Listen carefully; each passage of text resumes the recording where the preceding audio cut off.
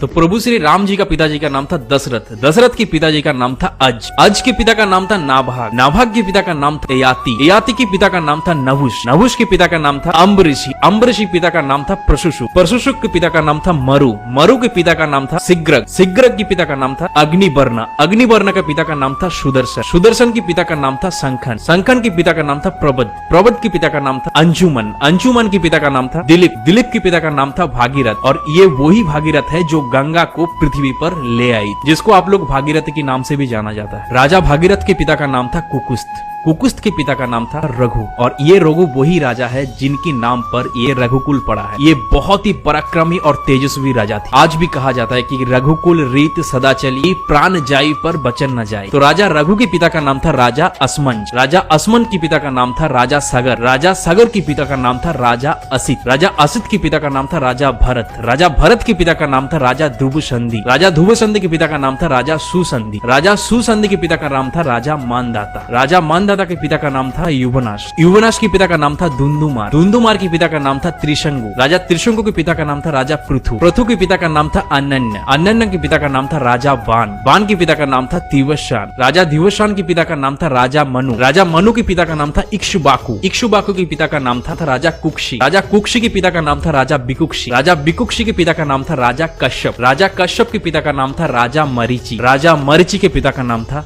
स्वयं ब्रह्मा जी। तो इस हिसाब से हमारे श्री राम जी ब्रह्मा जी की 39 पीढ़ियां है, 39 पीढ़ियां।